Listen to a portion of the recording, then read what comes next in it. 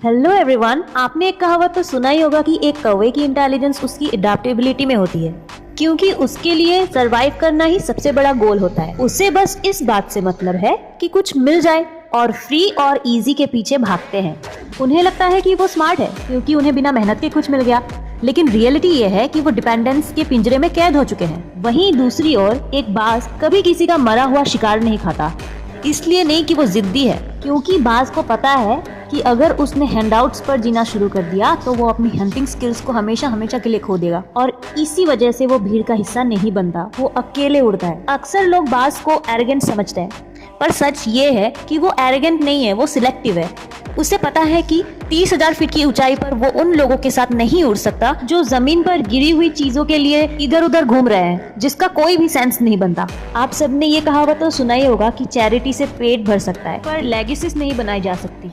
एक कौवा वहाँ जाता है जहाँ पे एफर्ट कम लगता है। दूसरों की छोड़ी हुई चीजों पर गुजारा करना उनकी मजबूरी नहीं, उनकी चॉइस बन जाती है। वो भीड़ का हिस्सा बनकर रहने में सुकून ढूंढते हैं क्योंकि वहाँ सवाल पूछने वाला कोई नहीं होता। यहाँ इंटेलिजेंस सिर्फ उतनी ही यूज होती है जितनी सर्वाइवल के लिए जरूरी हो। एक बाज की खासियत उसका शिकार नहीं है, उसका सेल्फ रिस्पेक्ट है, और यही कारण है कि बाज हमेशा उन रास्तों पर निकलता है जहाँ कोई और जाने की हिम्मत तक नहीं करता।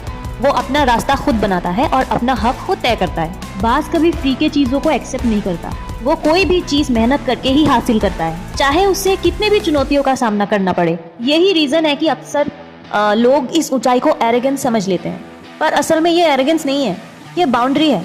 लाइफ में हमेशा एक बात याद रखना, आसमान का सबसे ऊंचा हिस्सा हमेशा खाली होता है क्योंकि वहां सिर्फ वही पहुंचता है जो अपने दम पर उड़ने का हुनर रखता हो। मिलते हैं अगले व्लॉग में, बाय।